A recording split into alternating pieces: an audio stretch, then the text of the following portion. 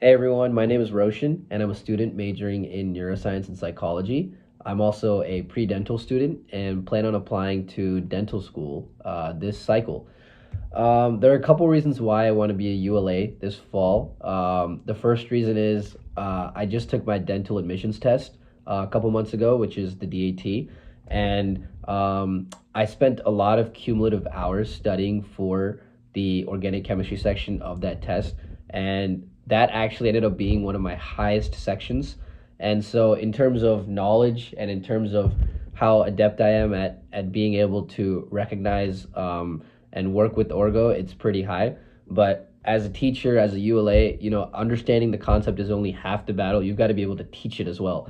And so that kind of is my second reason why I want to be a ULA. I think putting in all those hours has helped me develop so many effective strategies, develop a sense of pattern recognition, develop a sense of habits that I think most students that go through Orgo should use. And I want to be able to impart that wisdom into Orgo 2 learners. So I'm going to show you a problem right here and how I would teach that problem to a student in class this fall. Okay, so this is the problem that we're working with. This is an imine formation, but it's going to be the reaction mechanism, which is going to be pretty important um, in the class. So already, I think the first thing I want to stress is what am I looking at? What are the, what am I dealing with? So I have a 1 degree amine here. I see that R group. I know I have this ketone carbonyl structure. I have that trace HCl. I'm going to make it kind of, keep that to the side. So I know that we have this lone pair right here, and we have a carbonyl. So we know that's probably what's going to happen, and it will. So we will have something like so. And one thing to really keep in mind here, and this is what I'm going to stress to every student, is making sure you keep track of charges and what's going on with the lone pairs, and that's going to help you navigate this problem rather than memorize it, right?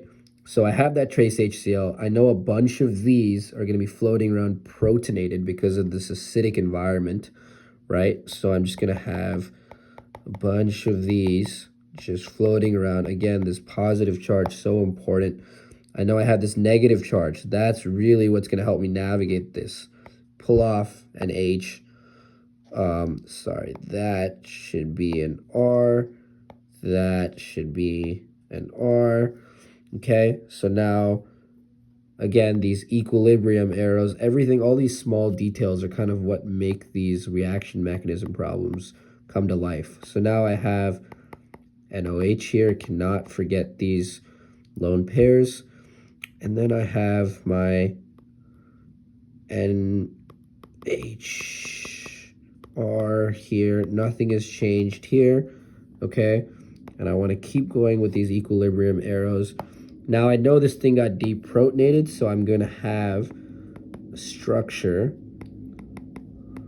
like so, waiting here. We see this lone pair, again, so important to draw in. We're just going to go ahead and we're going to take that off this nitrogen. And that's going to be something that now looks like this, okay?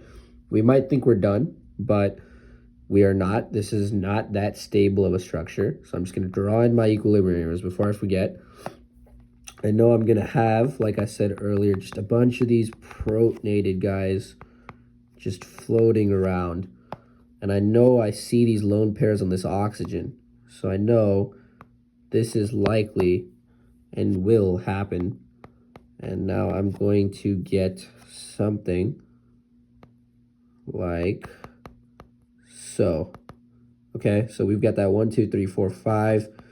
That wants 6, so obviously it's going to have that positive charge. So important to add on. And we're going to have that. Okay, so, now we know we have this leaving group here. We have this leaving group. This is what I like to call doors coming in, closing shut. So what's going to happen is this lone pair is just going to come here. this thing is just going to leave now, right? And we know that H2O is just coming off. Just want to make a mental note of that there. Make sure everything's on the page. Okay, now we have something like this, right? So if we count our stuff, we know positive charge, so important here, because that's what's going to allow me to be like, okay, there's a positive charge.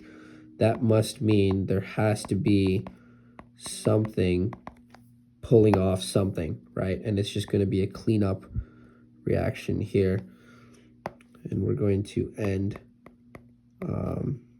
something like so, lone pairs, and that's your imine. So these lone pairs, these different colored arrows, these equilibrium arrows, these charges, all the little things is something that I would stress in a reaction mechanism question like this.